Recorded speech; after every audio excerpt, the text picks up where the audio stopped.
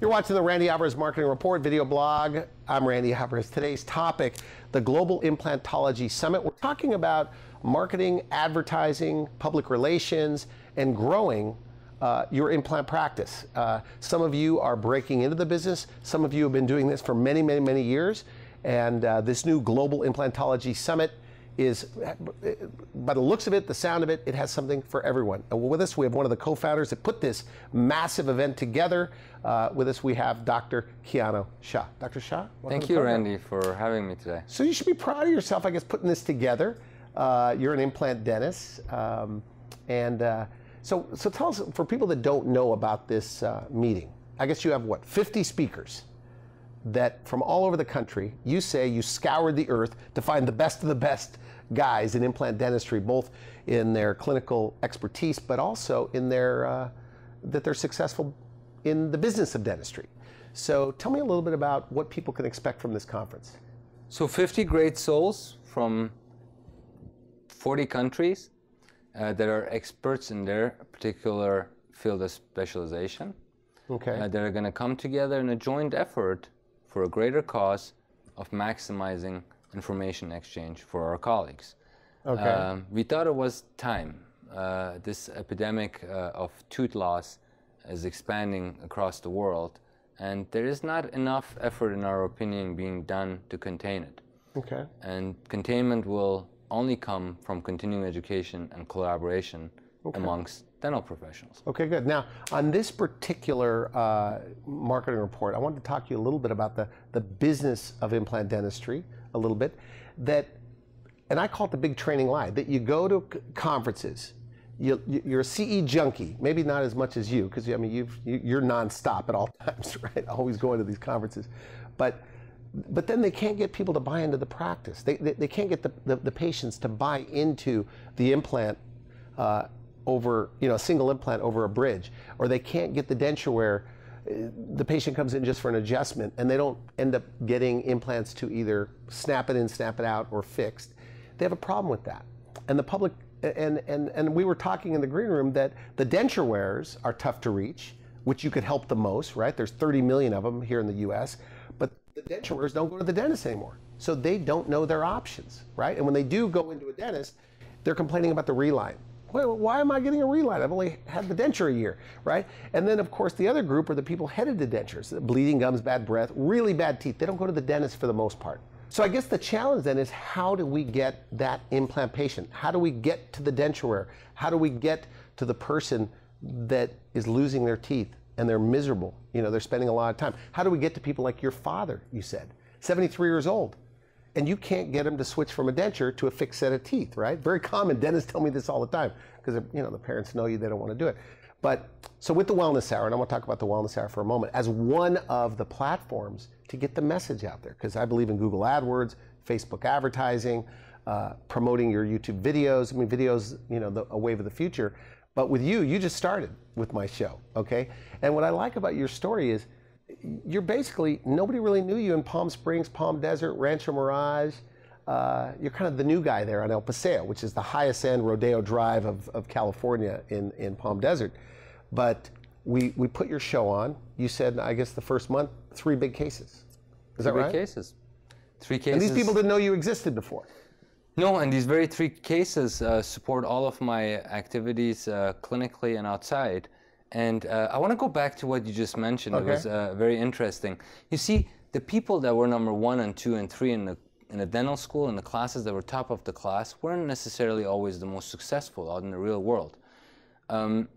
A lot of us that have amazing, can have the most tremendous hand skills, and if you don't have the communication skills, or you don't know exactly what you're doing when you're talking to patients, that's half of the battle. Mm-hmm. Not just your personality and your goodwill and your educational background and your hand skills. At the end of the day, the patients are looking for a whole set of different things. They're not looking for 6-degree taper.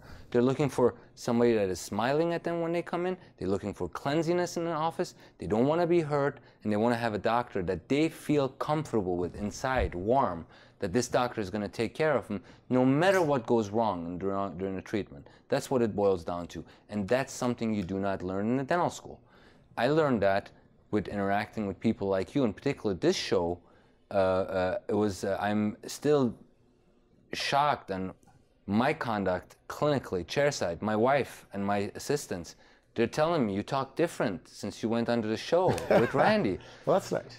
And I've been able to close in a very short amount Like of time. you're talking more at the emotional level to patients than before I met you? Because I was watching your video. It's not even about The teeth. training video that I sent you. It's not about the teeth. It's about the tennis, and it's about the golf, and it's about the diving, and enjoying life with your new smile. Enjoying life. That's what these people care about. They want what you want. They want what I want. They want to smile. They want to eat. They want to chew. They want to have their friends over, their grandkids. So those are the things that we have to draw. So you've shifted that in your practice. Yes, I draw a vision for them of what their life could be like. Nice. With dental implants, and that's what I've learned in my interactions with you. With their new teeth. Now the nice thing about this Global Implantology Summit, we should mention you have 50 speakers from all over the world. These are key thought leaders, but the thing with ongoing education, with the ongoing training, is that you pick up, even for those that feel like they know it already, but there's always one little thing, little distinction you could make that could pivot your career to the next level. And when you leave something like that, you leave something like that, you're invigorated. You're like going, it's like the light at the end of the tunnel. They see that it can happen. There's a guy I should mention, one of the most successful guys I know, Dr. Monares. He does 8 to 14 arches a week, fixed. Wow. In San Antonio, Texas. Very busy guy. You know what he told me? I kind of picked his brain. I said, what's your secret? Blah, blah, blah. He says, as good as you are with your clinical excellence, you have to be equally as good to be successful, equally as good in the consult room. Clinical excellence, and then that consult room. Designing a presentation that's impossible to refuse, which is one that's tailored to their situation. So the nice thing about your Global Implantology Summit is everybody's going to be sharing their marketing strategies. I mean, it's not going to be all about marketing, but these guys I know are super successful. 3 million plus practices. They're going to be sharing ideas that they could use in their own practice to reach out to patients. Precisely. Is that right? Precisely. And the smart ones that develop a business acumen in dentistry and succeed and grow, they're the ones that turn to people that have experience and knowledge of what works and what doesn't work. I tried this for 12 years, and I can tell you that if I would have listened 12 years ago to some of these mentors that I have now, I would be in a whole different position today. I had to learn the hard way. Losses, sad nights of failures, all that can be prevented if you turn to the people that understand. So I'm very excited about your topic. Actually, when we went through the board process of bringing you on, we wanted someone that can help our colleagues get better chairside and in the consultation rooms with the patients, because we don't learn that in dental school. Well, Peter Drucker, the Harvard business genius, Peter Drucker, he says effectiveness can be learned. It's a habit. So the goal when they go to my meeting is that they're going to meet the same amount of patients next week as they did last week. The goal is to become more effective with each patient, to have more impact on them, to get instant rapport. And there's techniques for all of this stuff that we can share, that they can implement right in their practice, kind of like what you've done. So there's one thing is learning from the best of the best, hearing their workflow, because that's the other part of this, that you're going to be covering digital workflow as just an example. But when you're in attendance and you're hearing a $3-4 million practice and hearing his digital workflow and his digital printer and how he's doing these zirconia teeth in one day or whatever, it can't help but throw so many light bulbs and create a bit of a self-dissatisfaction where anybody going wants more.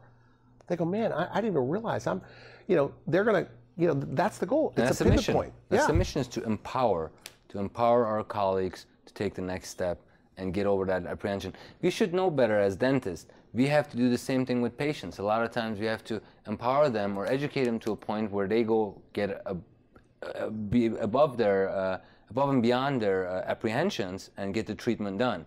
It's the same with us.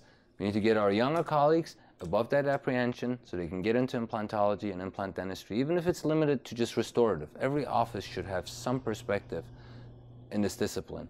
And the ones that are the specialists to expand their horizons into different fields or learn new technologies. That's why it's called a practice. It never ends.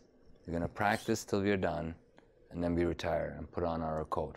Is this the happiest for people that are watching this that aren't, maybe they're doing the onesie twosie crowd, you know, they're doing a lot of onesie twosie implants, right?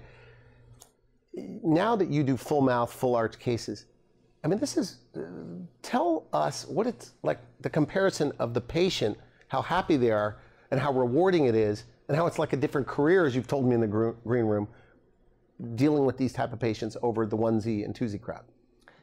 Well, I used to tell people at dinners and parties and at family occasions, they would ask, you know, who are you?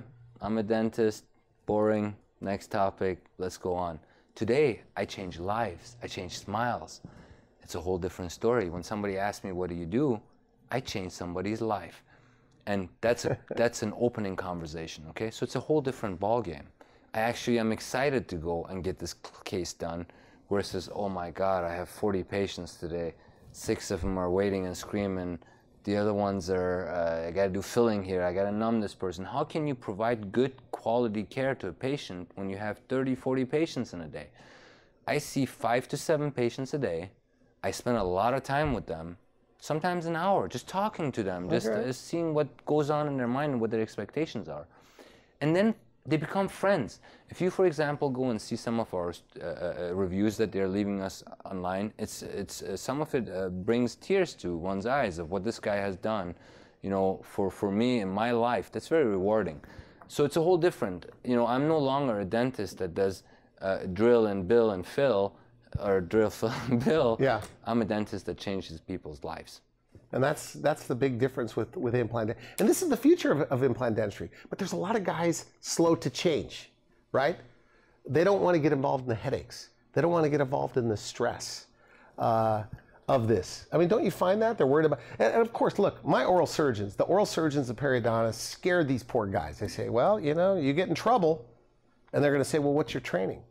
That's why it's good to have an oral surgeon. But the oral surgeons are telling me, they go, but it's changing. There's competent general dentists that are placing implants. But a lot of guys are just scared Very much from so. doing this. Is that true? Are you finding that? But we have the competence to be very selective with our cases. Yeah. When you start off new, it's like that root canal you did on that central. It's the easiest one to do in the mouth. It's massive, you can easily access it. That's where you start. You start where you have lots of bone. The first 500 of them, do them guided. You know, have the lab make you a guide. So it's dumb-proof, you can't mess up. Can't go into anatomical structures, you can't cause much damage. And then progress, like, you know, people that have a couple of thousand implants under their belts, they, you know, sometimes they use a guide, sometimes they don't. I'll be very honest with you, not everybody uses a guide every time, okay? So, but you have to start somewhere. And just like any procedure we started in dental school, look at it. My first patient in dental school, I came in, patient was in a chair, I was to do a scaling and root planing with all these sharp tools sitting on the desk. You know, I sat there, you know, I numbed the patient. It took me probably 20 shots to get this one tooth numb. Yeah. And I worked on that tooth for about 2 hours. Then the periodontist came around and all the calculus was still there. So he sat down and he showed me how to do it. You have to start somewhere, okay? He said, okay, chip here, this is how you hold it, this is how you go in. These events will allow you to do that. You got to go to a couple of hands-on workshops. We will have some hands-on workshops, but there's other organizations that will give you a 1 year, like I went to California Implant Institute and got a year worth of training there. You can do it on the weekends. It progresses. But if you like surgery, if surgery has ever appealed to you in any shape or form, you should not miss this, because it will open many, many doors and many ideas, and might excite you to expand your career in that scenario. In that I like route. when you talked big about this. You said, you got with your partner, you said, let's do something that's never been done before. You believe that? Yes. You really believe it? I believe that in time... Because you've been to a lot of courses. This will be that much better? I haven't been to one that is that comprehensive. Okay. And includes all of the parts of the recipe you need to be performing this procedure competently. Okay. But what I can tell you is we are just we want to be part of the solution. Okay. And the solution is continuing education, empowering other dentists, and more continuing education. Now there's a code. For my clients, I asked you for a discount. You're giving $200 off with a code that I'll put at the bottom of the screen. So if they put in that discount code, they get $200 off. Yes, certainly. Okay. It's for individuals that are joining the Wellness Hour or have been to the Wellness Hour. On behalf of our colleagues, I got to tell you, you have done something very amazing for our profession, probably enabled, I believe, more than 4,000 doctors now, and going on a daily basis to be able to better communicate the message that they have, that the message that they've learned over 20 years of education, to better communicate that message to their patients, which is what we need in this profession. Again, it's half of the problem.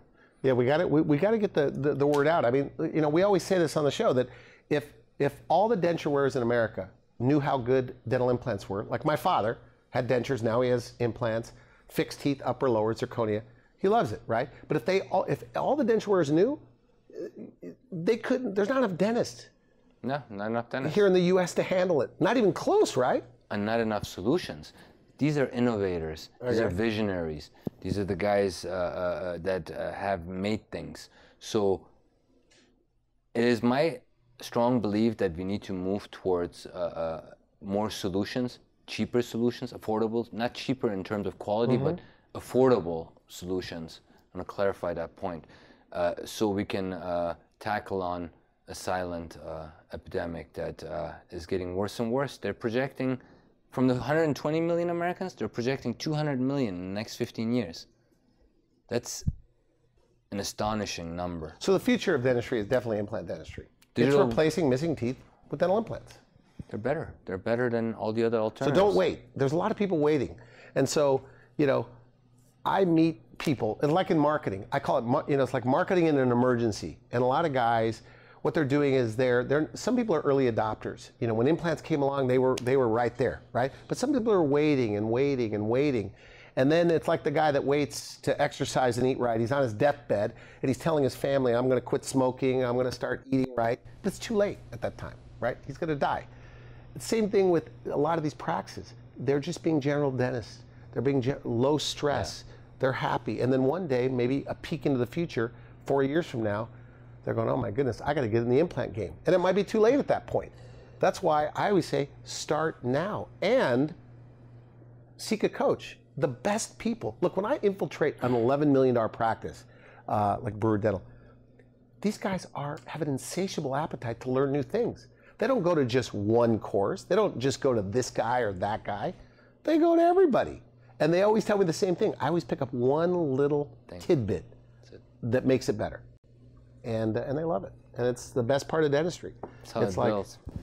That's how it builds from scratch. But let me tell you, if I have a message for someone that's listening in terms of a dentist that is getting into their 40s and 50s and 60s, I've practiced in more than 300 offices. I've shaken hands with likely thousands of dentists over the last few years, over the last decade and a half.